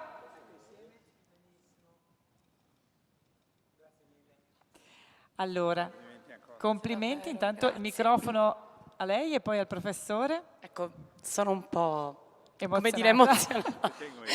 Stavamo commentando con le colleghe e con i vicini di sedia che era veramente difficile, cioè guardavamo questi progetti che avevamo un po' scorso, diciamo, su internet, ma non sapevamo nel dettaglio, ci siamo emozionati per tutti e quindi, insomma... Trovo, diciamo, poche parole per descrivere quanto sono contenta di questo riconoscimento. Io sono presidente da 3 anni, gli altri, diciamo, dall'inizio, quindi dal 2009, è stato presidente il nostro socio, che è anche la persona che ha avuto l'idea all'inizio e che mi ha coinvolto per prima in questo percorso. E poi ho altre 3 colleghe qui che stanno con noi da più di 10 anni ed è veramente un percorso di comunità. Quindi mi dispiace essere qui adesso da sola, perché so che dietro ci sono tante altre persone, ecco, solo questo. Grazie. E grazie. E complimenti per quello che fate. Professor Muraro. Sì, ci vorrebbe il professor Mazzoli come nelle precedenti edizioni per scavare un po' nella esperienza che abbiamo visto. Io voglio soltanto ricordarvi l'essenza di questo premio, innovazione nell'economia sociale. Innovazione vuol dire creatività. Economia sociale vuol dire solidarietà, vuol dire apertura all'altro. La bellissima frase di Tolstoi che Zamani ci ha insegnato stasera, essere umani significa anche sentire il dolore dell'altro. Bene, in questo caso abbiamo un terzo elemento qualificatore che è quello del coraggio civile, perché Addio Pizzo Travel opera in terreni difficili e quindi è tutta la nostra amicizia e la nostra ammirazione e credo sia un buon esempio per tutti, un esempio che andrà ad arricchire la banca dati che la Fondazione Zancan sta mettendo in piedi e che raccoglierà il meglio di questa esperienza decennale, dando un insegnamento a tutti. A cominciare da me stessi, ho imparato diverse cose che poi esaminerò con i miei amici, perché sono tutte esperienze che ci arricchiscono a vicenda. Brava ancora, bravi a tutti e buon lavoro. Grazie assolutamente. Congediamo Francesca, che ovviamente ringrazia anche tutti i nostri partner, e grazie davvero anche, dobbiamo dare i premi anche agli altri. Dobbiamo dare i premi anche agli altri, quindi vogliamo chiamare Gusto Libero, Società Cooperativa Sociale Onlus di Roma con Alberto Mocchi Onori per la targa. Un attimo che il fotografo riprende. Esatto, fate la foto. Poi chiamiamo anche l'Orsa Maggiore Cooperativa Sociale TS di Napoli con Francesca Donofrio.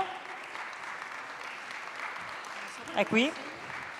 E l'altra. Un attimo che abbiamo tutto, l'Orsa Maggiore. Eccoci qui che arriva. Può scegliere anche con chi ricevere. Ecco, professor Vecchiato, prego venite più in qua perché sennò non ci stiamo. Guardate lì.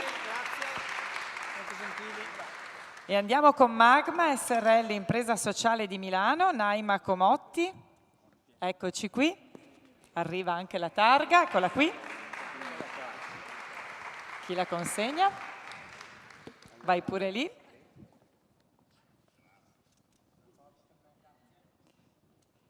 E guardate il fotografo perché altrimenti... Guardate il fotografo.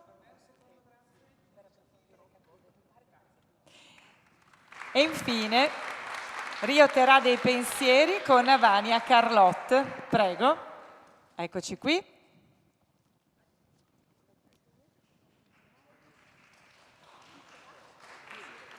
Sì, infatti. Prego per la foto.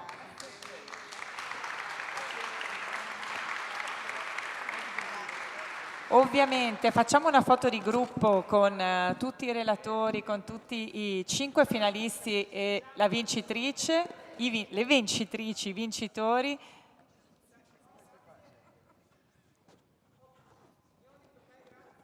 Guardate il fotografo.